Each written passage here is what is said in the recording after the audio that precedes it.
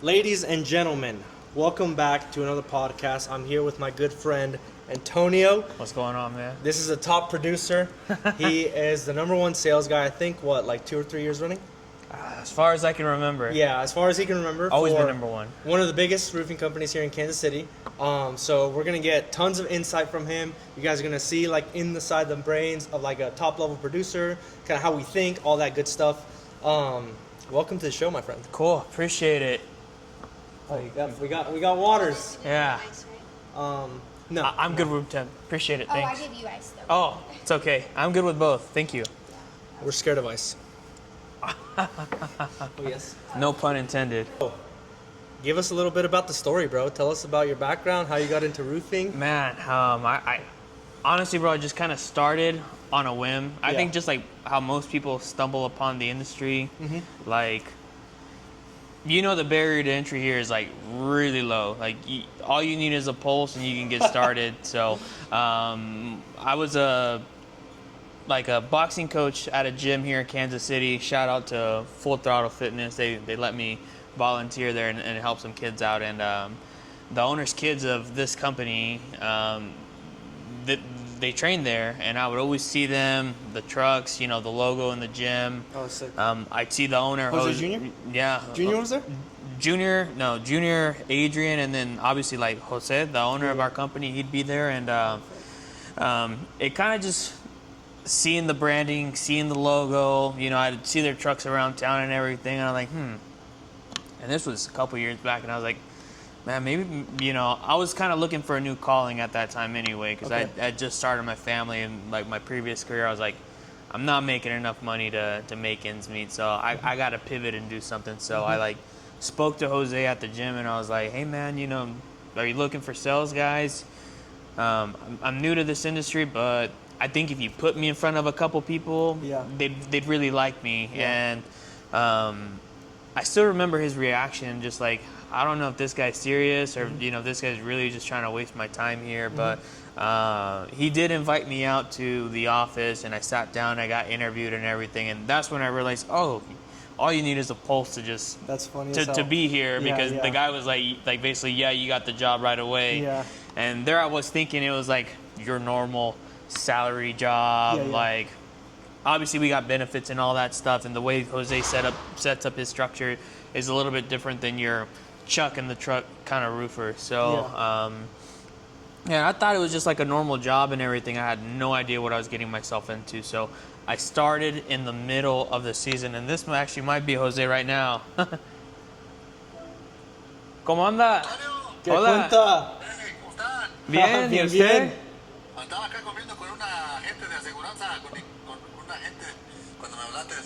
Sí, pues estamos en vivo en el podcast. Oh, ¿estás viendo el podcast? Órale. Sí. Sí. Pues sí, ya empezamos y pues estamos publicando todo de JPA, y me anda preguntando de cómo me metí en esto. Oh, ok. No, sí. Está bueno. Si quieren, ¿pero están ahorita? Sí, ya aquí estamos en downtown. Sí, va a estar chingón esta cosa.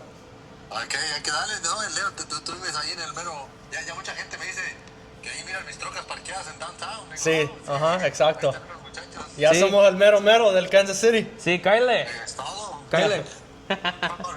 No, está bien, pues yo ahorita tengo una cosita, pero por otros me invitan. Ok, sí, para la otra. Esta me invitan. Ándale, órale. Ok, hola, Antonio. Adiós, Leo. Adiós. Adiós, nos vemos. Adiós. Bye. So, yeah, I mean, that's the kind of guy Jose's been like since I've met him. But I guess before he called me, where was I? You're just kind of picking up. I was just kind of caught wind of what I was getting myself into. And honestly, bro, I didn't really think I was going to be good at it, because I didn't know anything about roofs, underlayment, insurance.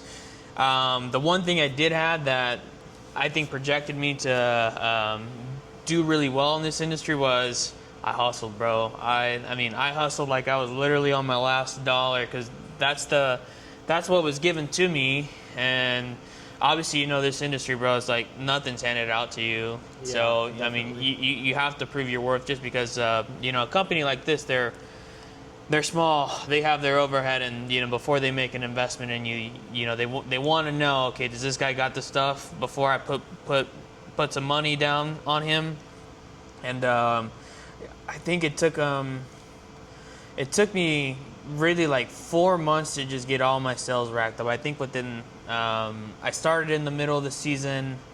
Within the 4 to 6 month period, I would say like the first month and my last month didn't count because I started in June, and obviously you're not getting deals in December. Yeah. So within 4 months, I racked up about 800,000 in sales, which I think Jose was like, yeah, I should give this kid a shot because most people don't even sell that in a year. Yeah, exactly. So,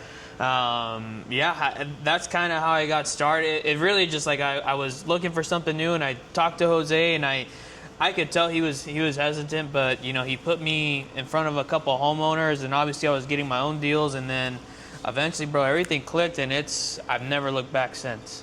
So that's a long-winded story, but no, but, it was great. But yeah, that's how I got started in roofing. I just took the risk on my own.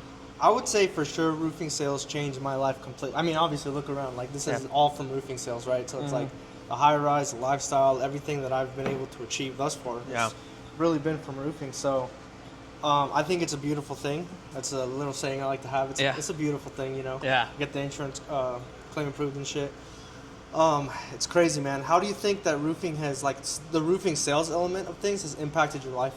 Honestly, it's made me a better person. Yeah. Like, it's cliche. People say this in the industry, but it's self-improvement in disguise. It is. Because when you think about it, it's like you got to knock doors. You got to have good communication. You got to have good follow-up. You got to have product knowledge. You got to know what you're selling to the homeowner. If you're going through insurance, like, you got to know truly what the correct scope of work is to get the carrier to pay for it correctly, because that affects all the margins and everything. So it's helped me be more disciplined. I get up really early. Like, my last job was work from home, and I mean, wake up, laptops right here, clock in on Teams. Boxing coaching? No. Just my previous career in higher education. Okay. So not even affiliated to roofing at all. I worked in higher education for Kansas State University. Okay. That's where I went to undergrad. So you're like a teacher? No, I was like a salesperson for the university. I was a rep for the university. I was an ambassador of the university, but some fancy ass title. They're LARPing. Yeah, but I mean, I think that job really got me all the foundational skills I needed to be here, because I did a lot of public speaking. Yeah. And it made me really comfortable I could speak to people like you just one-on-one in a good setting, or I could speak to in like rooms of like 2,000-3,000 people at once and just be flawless and have a good pitch, I guess, if you want to look at it. I was gonna say, bro, the first video we did, it was awesome. Yeah. Like that inspection, it's like literally, I think, a few videos right before this podcast. Yeah. Where I asked you, I'm like, are you camera shy? You're like, nah. You laughed. You almost laughed. You're like, bro, camera shy? Are you kidding me? No, and man. those are the best, because like people like switch up when the cameras are on for some reason, and I'm like, for what? It's like, it's not that serious. Like, it's just like, be candid. Yeah, it's like, fuck it. It's like, you're you, bro, and it's like, people are gonna love it and people are gonna hate it, and that's that. Yeah, but it's taught me a lot of just waking up early, consistency, dedication, working on my communication skills, having good follow-through, which is super important in this industry. Oh, yeah. And then, just learning all the other things. It's definitely made me a better person. It's made me, like, all the hardships I had when I started, I turned those into bettering my skills. And I think now, if you speak to any of my customers, like that big house in Leawood that we just had, 5-star experience, happy customer, the deal was profitable, everything went smooth, and it all just went to the years of trial and error and just learning how to develop the skills. That's beautiful. So as far as getting deals, like, I think that's the biggest question people are gonna have. Yeah. How do you become that top producer, right? So it's like we have the leads that we get, obviously, because the top producers just comes with the territory. Yeah. But then also, like, how do you actually go out and hit these record numbers and earn that spot? Man,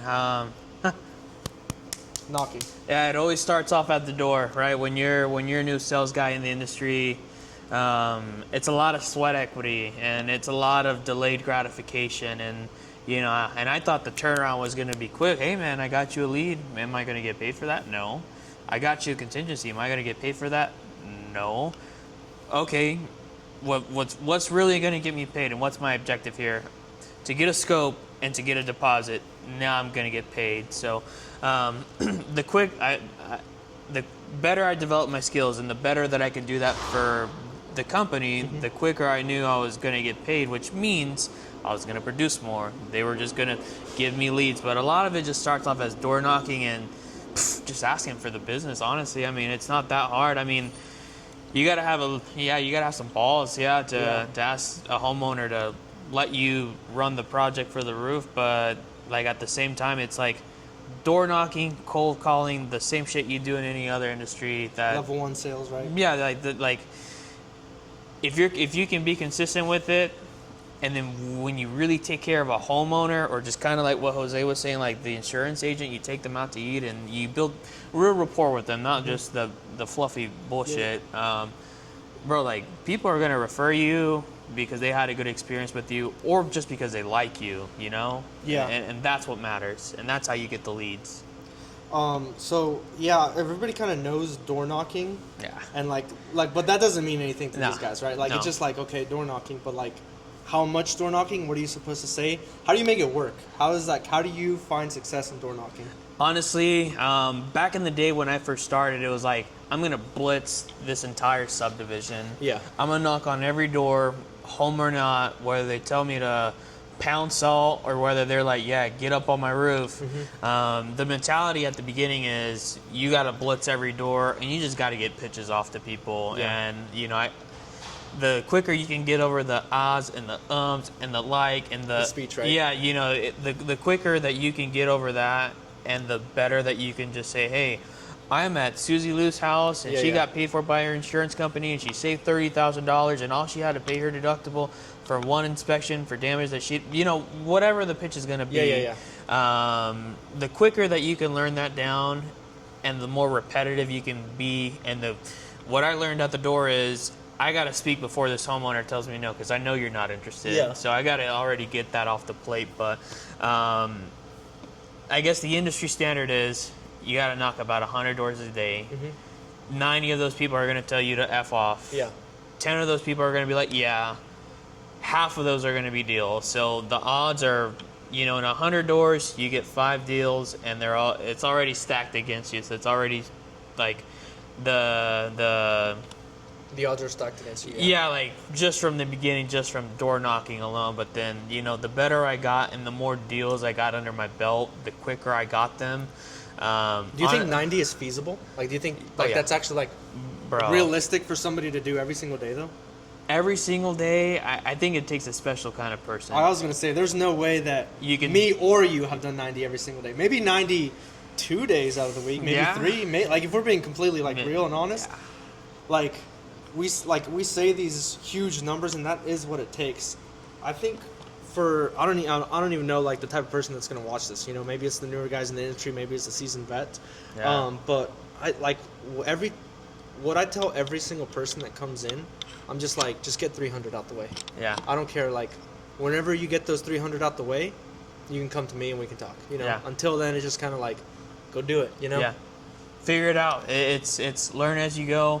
And unfortunately, the best way to learn is just on the job, not pitching in your car. Or, Exactly. It's cool to pitch to your buddies. Yeah, Hey, what do you think about this? What do you think about that? But the only thing that really matters is what's raw, and that's just getting out of the truck. Yeah. Getting off Twitter. Yeah. Knocking on the door. Yeah. Nobody loves to do it. I don't yeah. know anybody who loves to canvas except our one canvasser at the time when I first started. He was goated. The bro you told me about? I mean, that's what he got paid for, and I know he got paid handsomely for it because he was really good at it. But I didn't like it until I went to Springfield with the boys. Yeah. That was actually the first time in my life I enjoyed knocking doors. Because one, have fun with it. Yeah. We just had 3-inch hail, so it was so fucking easy to make it work. 2, we had leads already to go to, so it's like we inspected their roof. And boom. Smoked, and then it's like we're not building momentum. We already had the deal in the neighborhood. Yeah. And then it's like the boys, we're just having fun, talking shit. we're like, yo, that lady told me to get fucked, and we laugh, and like we're like, Yeah. it's like, you go knock it, like, you know, it's Yeah. like, and then like when they're actually winning, it's just like contagious, because then it's like, yeah. oh fuck, let's keep going. And that's what I tell the new guys too. It's like, literally, all you need is one deal, and then the next one just gets easier, and it gets easier, and then I think that's how I got to that 800,000, like, just so quick, just because, like, the deals were just coming back and forth, and I mean, and I'm talking like at the end of the roofing season, and I'm just like now that I have the insight that I have, because I've gone through some of the roofing winners, and I know what that feels like, ugh. That was an anomaly. Like not everybody can do that, but once you have the momentum going, like, honestly, it's really hard to stop. And then at that point, it's like, yeah, I don't need to pound 90 doors a day. I can be very picky with who I want to work with, what type of roof, what kind of project, what I want to do. Like, you can be super selective about it.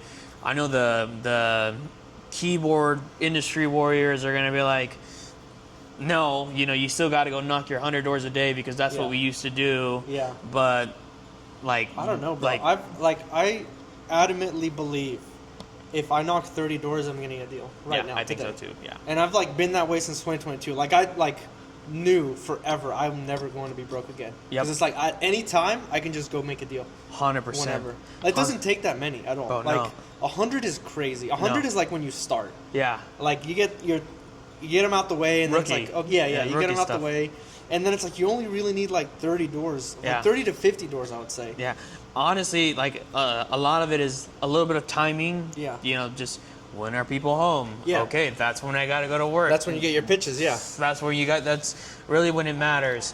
If I have a job, if I have a build going off, that's when it really matters the most. Yeah. Just casual podcast here. Roofing is super. It's a good topic. You guys should learn about it. Yeah. But you don't nowadays.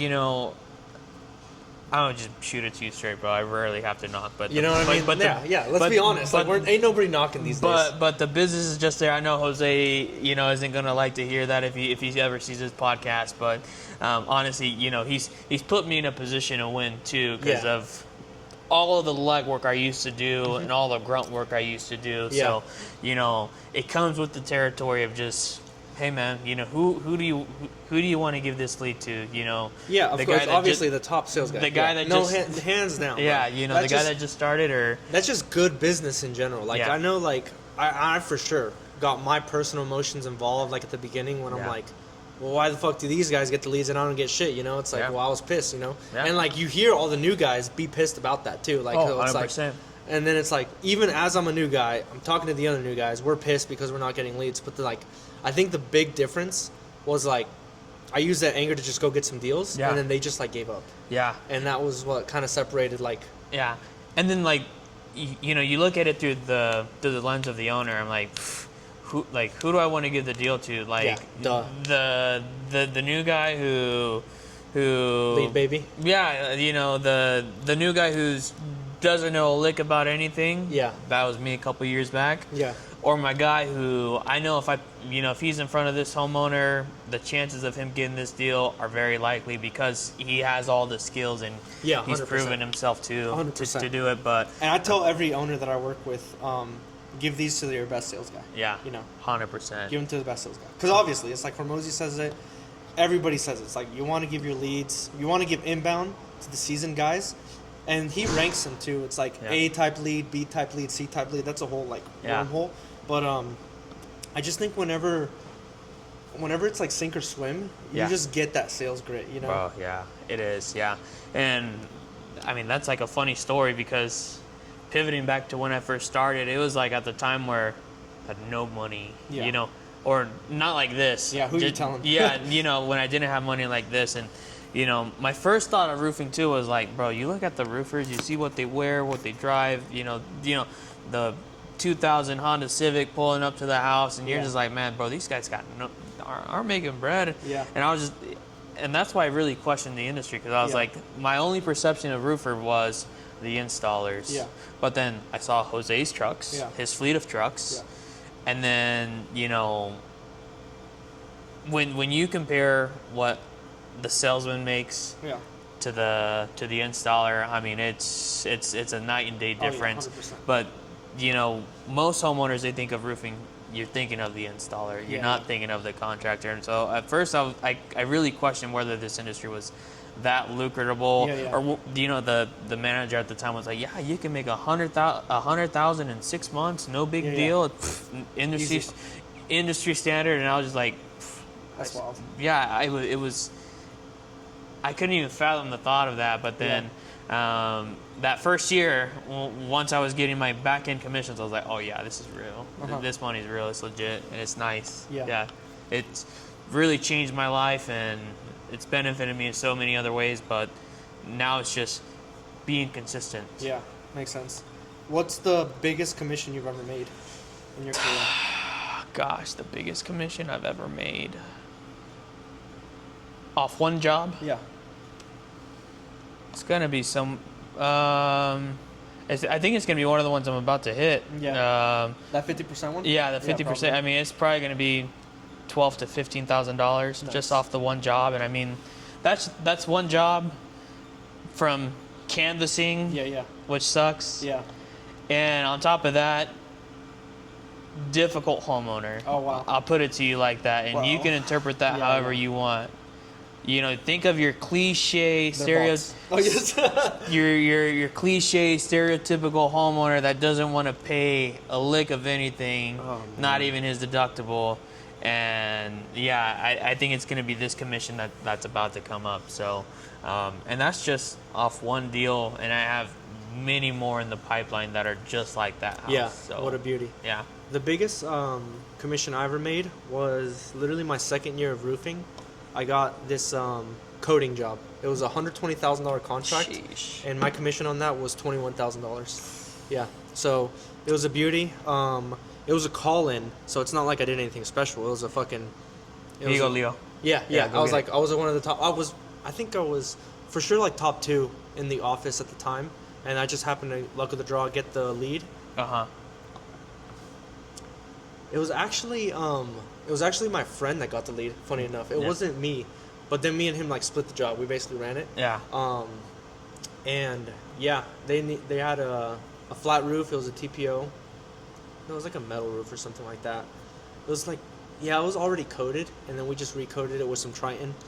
I think job cost was like 50 or 60,000, and then, you know, take the 12,000 overhead off. It was like 40K profit. Cut that down the middle. My check was 21K. Yeah. That was nice. I've gotten a 14er last year in August. That was nice. Yeah. 14K right there. I was like, like an 11K as well at some point. When was the 11K? I think it was just like, it was those metal roofs. Yeah, just like some metal roofs. Bro, crazy profit on like those. Yeah. I think that was like a $120,000 contract or something. Yeah, so those are nice for sure. Man, that's what people sell in a month, man. Yeah, that's what I'm saying. And then it's like it's like those are fun because it's like you have like your pipeline of like consistent little 2K, 3K, 4K hitters here and there. So it's like I was always consistently making like those anywhere from like 5 to 10 a month. And then whenever those came in, that was like my 20K months, and I was like, just extra, close to 20. Man, extra, yeah. And it's nice. Yeah. It's for sure insane. Kind of all basically besides one, I think all of them were like luck of the draw. Besides the apartment complex that I got last year.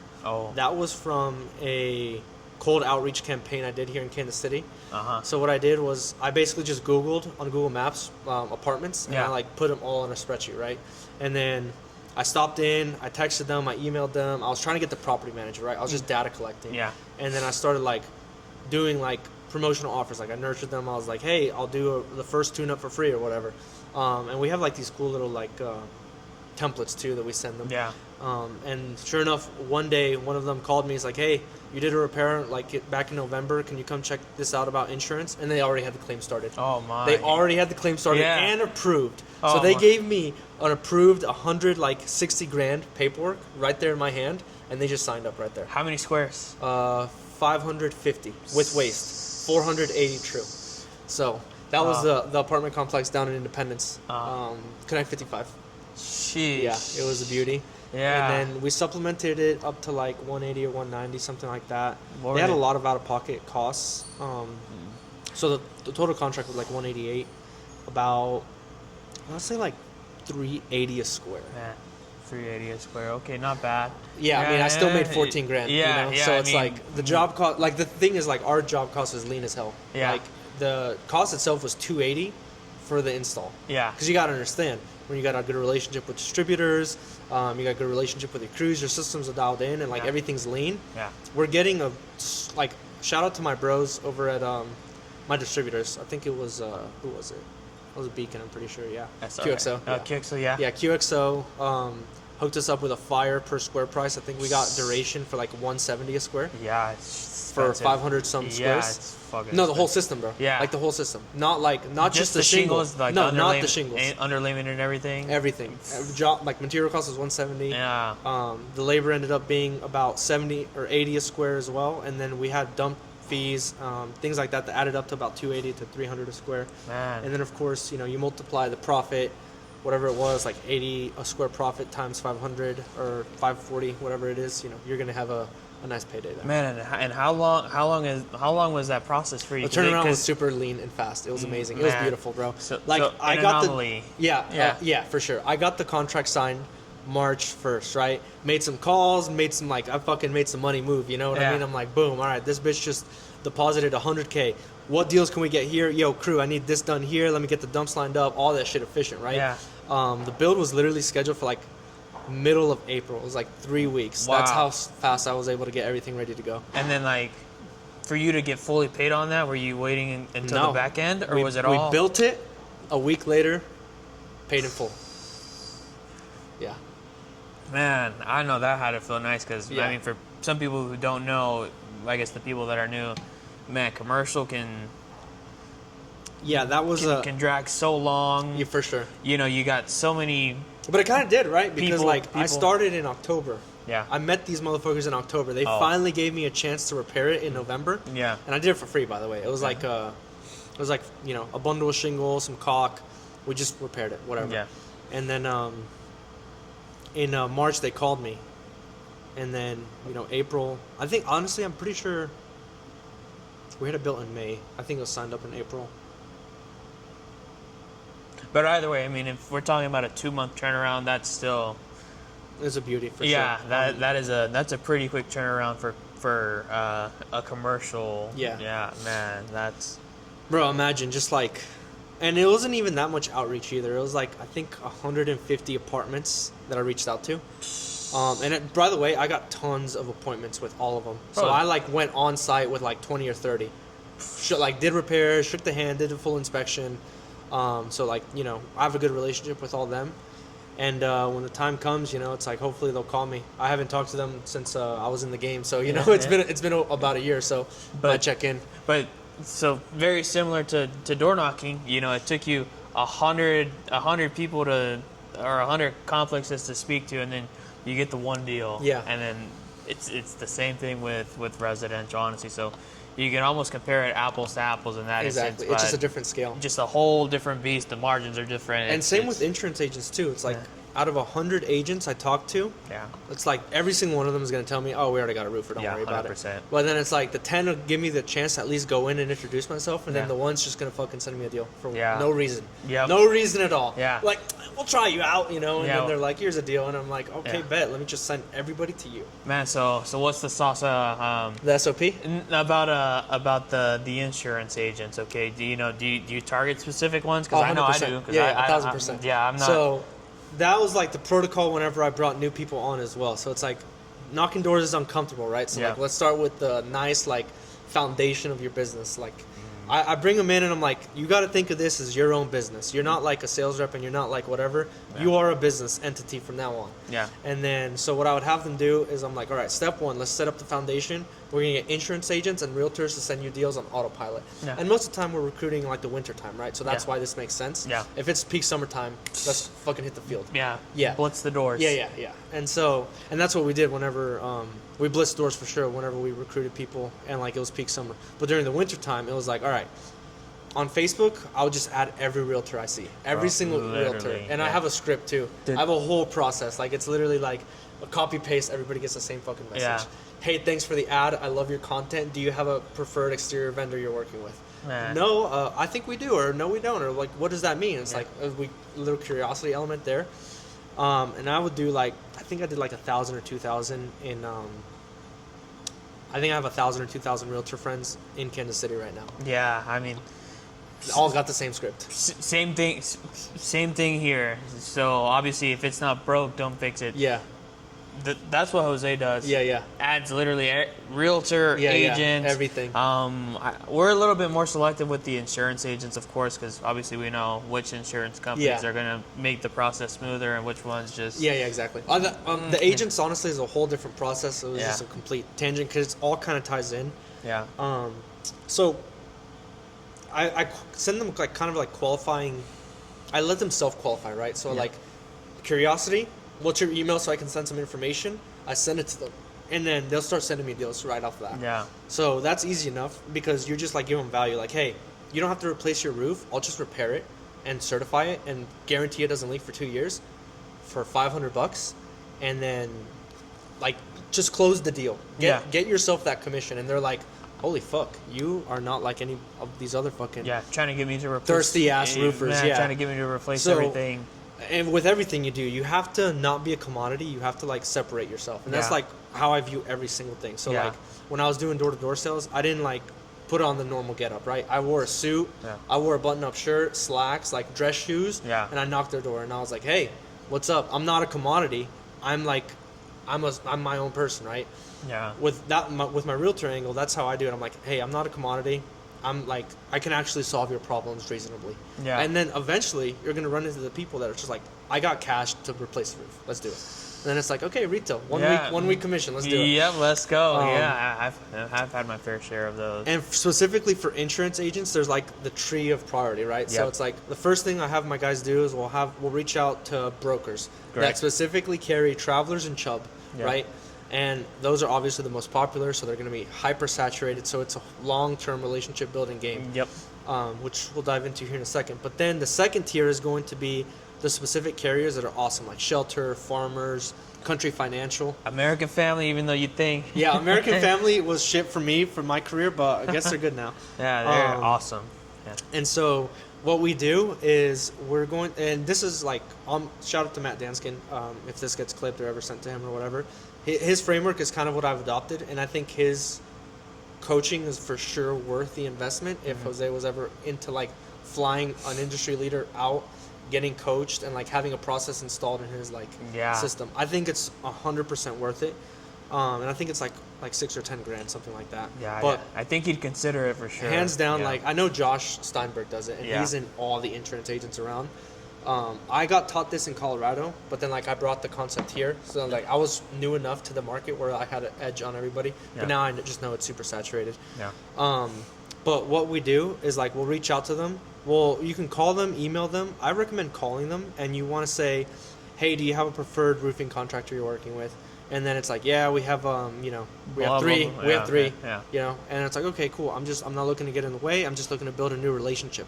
How many deals have they sent you in the last month? Yeah. And a lot of the time, that's going to be a curiosity angle where they're like, oh, they've only sent me like 1 or 2, or like they send me deals. And it's like, okay, well, let me work my way in there. And then I'm going to have like my leads, right? So it's like homeowners that have State Farm, Allstate, these like trash companies, homeowners that I didn't do the roof for. Yeah. That like, I'm like, hey, I know somebody that will get you better coverage for less monthly premiums. And would you be open to a conversation? Which is a lie, 100% of the time. I don't think that they're lower premiums. I really don't know. Yeah, I don't know. But I don't know. Let me at least prime the lead and just send it over to the person that showed me interest, right? Yeah. And then I'll like prioritize them right that way. And then I set up like so to bring this all home, I set up a nurture sequence for all 3 of these like vectors. So property managers, realtors, insurance agents, they're now going to be hearing from me twice a month with different offers. So like right now, if I was doing this for a perfect example would be a 4th of July special. Right. Hey, I'm doing repairs for free for 4th of July. And then on the second half, and on the 15th, they're going to get an end of summer coupon, something like that. Like, hey, get $1,500 off your next roof replacement. And then obviously I just full transparency, motherfuckers. I just charge you $1,500 more than I would usually charge, and take that off the invoice. Yeah, You know, that's it. like sue me. You know what I Yeah, mean? Like, yeah. but it's just perceived value. That's the Yeah. biggest thing. It's like, oh, the perceived value. This is interesting. This is something I haven't seen before. That Yeah. you're not commoditizing yourself in the market. Yeah. And so this is like the best thing to do from November to February, Yeah. and just establishing a foundation for your business. Yeah. Because all this is free, right? You're Yeah. not paying for ads. You're not doing any of this shit. No. It's all free. It's just legwork, right? Yeah, sweat equity. Yeah. A little bit of like spreadsheets, a little bit of outreach, and then obviously when you have like systems like me, Thinking outside the box. yeah. It's just like you just completely. I think it's just like the biggest thing is just like not being the commodity, not being like everybody else. Because you pull into their office, suited up, Yeah. dress shoes, Yep. slacks, and like Yeah. you're like fucking. What's up, man? I'm here to do business. You need anything? Yeah, and maybe I might take that approach. You know, I like looking the part of a contractor, Yeah. right? Because I've seen what some of the competition looks like. Oh, yeah, it's you know, hilarious. and there's people that look great. They look the part. Yeah. And there's some people I'll see. 100%. You're just fresh out of high school. I know Yeah. you're just a salesman, Oh, yeah. and you jeans, dusty root, like shirts with stains on them, and yeah, like they don't fit well. You and, know, and you know, there's a handful of people here in this market that I'm like, okay, you know, I got a little bit of competition, and then there's a lot of people, A little bit. yeah, and then you know, I see some other people, I'm just like, 100%, I'm just gonna. Yeah, and I would Wax say you. 90% of the time, that's what happens when you pull up to a homeowner's house in like a button up and Yeah. like slacks, and like you smell good and like you're in shape. You're Obviously, you're presentable. fresh fade. Yeah, always up They there. look at you and they're like, yeah, okay, so this guy is doing everything exactly like the other guy's doing. In fact, maybe a better deal even.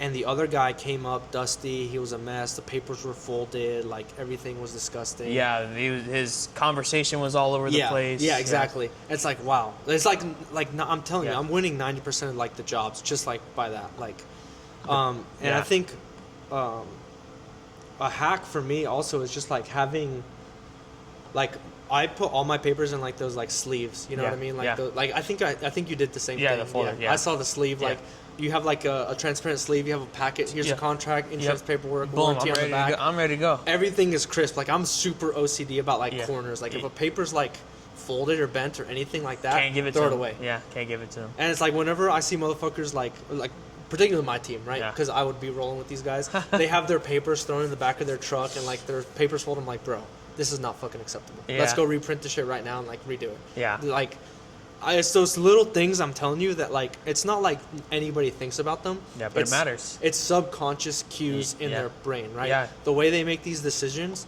like that's really what you're manipulating, right? Yeah. Like you're playing with the way they make decisions, right? 'Cause it's Literally. like they don't think, oh, this guy had a perfect paper. They think that's subconscious, that's unconscious, Yeah. like thinking. They're like, I don't know why, but something about you makes me want to go with you. Because you. It's like, yeah, I've primed you. you Yeah, know? literally, and it's like, even though this is a very superficial industry, one of my biggest knocks of it, and I can't remember if I already touched on this or not, like the barrier, once again, people, the barrier to entry here is incredibly low. You have a pulse, okay, good, let's go. Yeah. And I know that because I've had some interesting colleagues. Yeah. And You're telling me, bro. And I've had some interest, and I see some of the competition out there, and I'm just like, man, you know, anybody can come in, but yeah, you know, when you're in front of the homeowner, it's like, it's game on. Yeah. You know, boots on. Yeah, bro, I'm still rocking my Cougar Paws. Hey, like, shout out to bro. Yeah, shout out to Cougar Paws, bro. I mean, I do this for real. You know, shirts tucked in. You know, always got a fresh haircut. You know, presentable, chew gum. You know, all that stuff really matters because at the end of the day, you know, the homeowner's thinking, who do I want to man this project for me? I mean, especially if we're talking about a 50 square roof. Yeah. You know, It's your number one asset, right? yeah, you know, 15 different facets. Yeah. You know, And potentially risky. I think so. My first year, I had this mentor. His name is Jack Spencer. He told me one thing that always stuck with me. Where it's like, dude, we're making white collar money in a blue collar industry. Bro, literally. So it's like, oh, like that stuck with me. I was like, oh, I'm not just like your average blue collar sales guy. Yeah. Like I'm a white collar like Yeah. professional. So Yeah. then, like that way, that's what the package, right? So Yeah. now, from now on, I'm a professional. That's how I present myself. That's like the mindset that I adopt. Literally, literally. And then problem solver, you know, if you have the skills, you have the training, you look the part, you act the part, you are the part. Yeah. I mean, a lot of it is just that's what the homeowner perceives, and that's why they want to go with you. And you know, a good testament to that is, you know, we'll throw bids around. Yeah. And homeowners are like, obviously, you know what homeowners do. I'm shopping around, trying Yeah. to get the best deal. Some people trying to be cheapskates, you know, Yeah. whatever the case may be. And you know, I've had a few of them. They were like, yeah, you're probably $3,000, $4,000, $5,000 higher than the next guy, Yeah. but you also have this included in the details, Yeah. and then The there's, value, right? and then there's just something about you that just makes me feel like you're really trustworthy, and The value you is know, I have confidence that you can man this project, even though I'm not doing anything on the Yeah, job yeah, site yeah. Yeah, yeah, anyway. I know, right? You know the guys are, but as far as giving them instructions Yeah. and you know setting clear expectations, like if we can take all that stuff off the table at the beginning, Yeah. and I can win that part of the battle, man, I know I'm getting the deal. So it's just Nice. that mindset already. You want to take a recess for part 2? Yeah. Yeah, we'll take a recess.